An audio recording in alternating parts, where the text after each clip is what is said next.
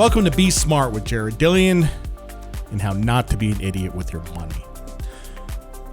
You know, when I meet people for lunch or socially or whatever, the topic of conversation is always inflation.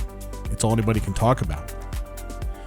I mean, I guess inflation right now is 5.4%, at least as it's reported by the BLS. Probably it's higher than that. PPI, Producer Price Index, is 8.6%. Producer prices feed into consumer prices. We're probably going to have higher CPI at some point. My guess is that we eventually get to double-digit inflation. You know what's amazing about this? What's amazing about it is how fast it happened, right? Like a year and a half ago, we had like 1% inflation, and now it's skyrocketing. And there is historical precedent for that. After World War II, inflation got to 15% in the period of about 2 years. So how do we get rid of the inflation?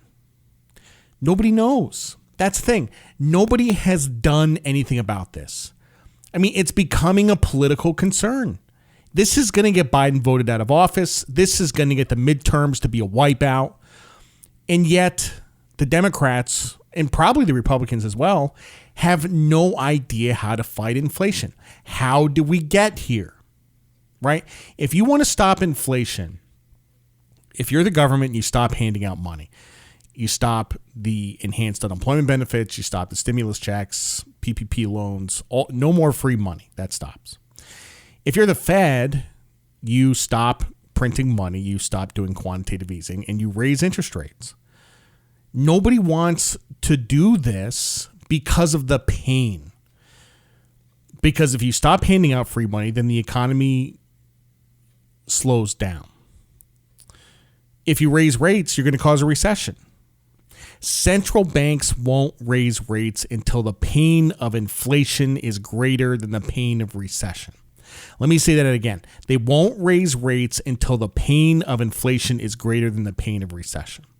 So I always assume that people know this economic history, but usually they don't. I mean, I only know this because I've worked in the financial world for the last 22 years. So let's talk a little bit about this history. So back when we had a lot of inflation, it was the 1970s. The Fed was fucking it all up. Arthur Burns was chairman of the Fed. Nice guy. Arthur Burns was the smartest guy in the room. Unquestionably brilliant. Super, super smart. He is what we would call a smidiot. He was a smart idiot. Because he saw this inflation bubbling up, and instead of doing something about it, he says, well, why don't we just take this out of the basket? This doesn't count, and we'll take that out of the basket. We'll take this out of the basket.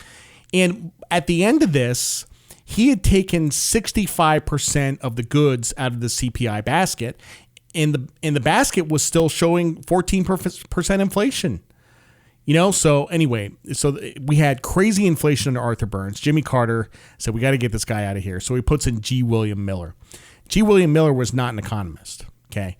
He was a business guy. And I know a lot about G. William Miller because he went to the Coast Guard Academy. I think it was class of 1946, 45 or 46.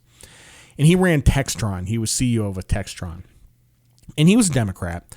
Really is kind of a bleeding heart liberal. And he did not have the intestinal fortitude to raise rates and to cause a recession and to get rid of the inflation. He couldn't do it. So he lasted about a year and a half, and then Jimmy Carter brought in Volcker, and Carter knew what Volcker was going to do. Volcker made it very clear. He said he was going to rip rates and crush the inflation. That's exactly what he did. Ronald Reagan became president, and early on in Reagan's term, we had a terrible recession that was all driven by higher interest rates. I mean, when I say terrible, it was negative 6% GDP, which was pretty much as bad as it was in the financial crisis. And a lot of people don't talk about the recession of 1982, right? But he did what it takes, and we recovered, and inflation went down for 40 years. Okay. So that was a big recession, but we were willing to do it. Why? Because the pain of inflation was greater than the pain of recession. We were willing to take the recession in order to stop the pain of the inflation. And everybody that came after Volcker, I guess, well, at least Greenspan, took inflation seriously. I mean, when I started in the financial industry, I'd walk in to work on the trading floor and Greenspan would rip rates 50 basis points and the market would crash. And this was a pretty routine occurrence, So I don't know what's happened at the Fed. The psychology of that place has changed profoundly in the last 20 years.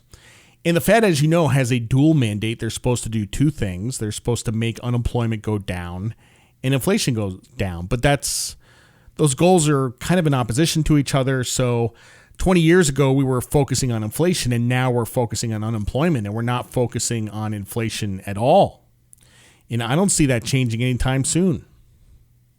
So what does this mean for you? Well, when I was on the radio, I was pretty much yapping about this all the time, especially during the pandemic. I said this was going to cause inflation. And I explained what it was going to mean for you. I said it was going to mean much higher prices of food in particular, higher food prices, but higher prices of everything. What I did not predict was the shortages. I should have predicted that, but I did not predict the shortages. And the shortages, there's two sides to this, okay? And everybody focuses on the supply side. We don't have enough goods. People focus on the supply side, but the demand side is actually what's causing the shortages. And on the demand side, you have millions of people cruising around with a lot of money and they're looking to spend it. And they are price insensitive buyers of goods. They are price insensitive buyers. They don't care what the price is. Everyone has a bunch of money. Nobody knows where it came from. I mean, I guess we handed out a couple $1 trillion, so that is sloshing around the system.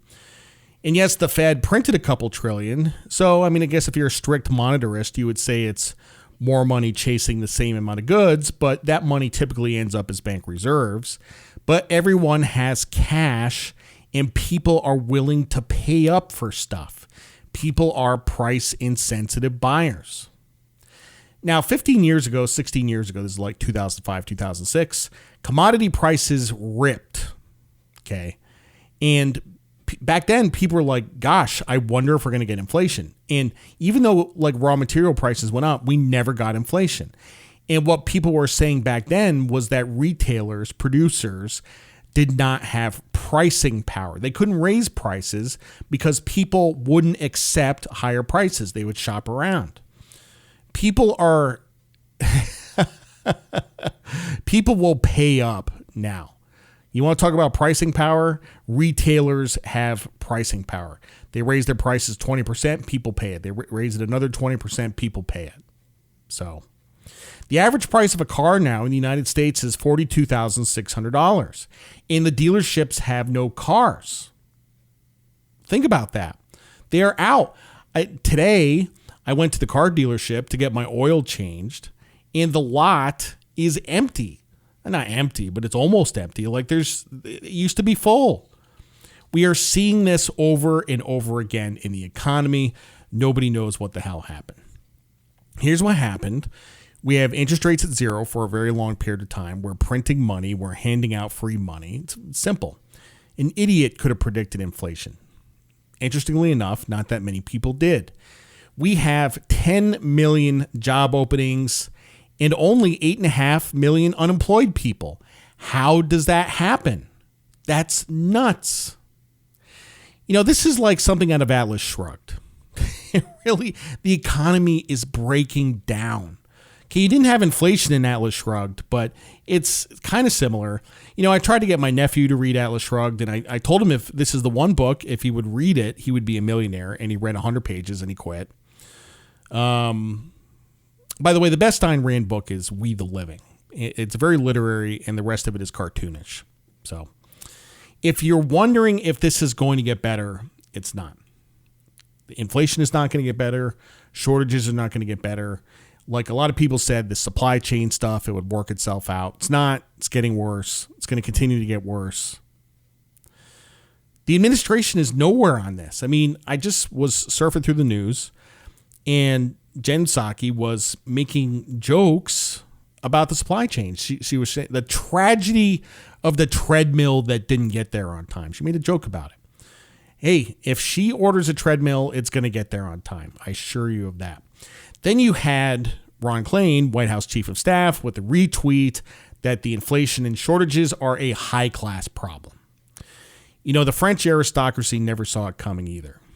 And like I said in a previous show, this is all on Biden. The Biden administration owns this. It's 100% his responsibility, not Trump. And there's this old joke about socialism. In socialism, people wait for bread. In capitalism, bread waits for you. Now we get to the grocery store and there's no bread. It's gone. I would guess that we are about a month or two away from rationing. And Christmas is going to be a complete disaster. I have Christmas stockings for my cats, okay? And I got cat number 6 this year, so I needed Christmas stocking number 6. Ordered it from Pottery Barn about a month ago. Still hasn't shown up. It's going to take another 2 months to get a Christmas stocking. Supply chain issues. I can tell you what the worst possible thing would be at this point in time. More free money. If you hear them talking about more unemployment benefits, oh my God, we are so screwed. The entire economy will shut down. Other than that, Mrs. Lincoln, how was the play? Of course, nobody will ask me to be Fed chair because I have all these tattoos, which was a career-limiting move. I mean, you can blame Biden, you can blame Jay Powell. It's actually kind of not really their fault. I mean, it's much bigger than individual people. It's culture, it's psychology. And this machine is telling people that there is such a thing as a free lunch, that you can have your cake and eat it too, that you can pass a law and create prosperity with the stroke of a pen. It'll be interesting to see what the economy looks like in 2024. I'm Jared Dillian, and you're listening to my podcast, Be Smart. See you next time.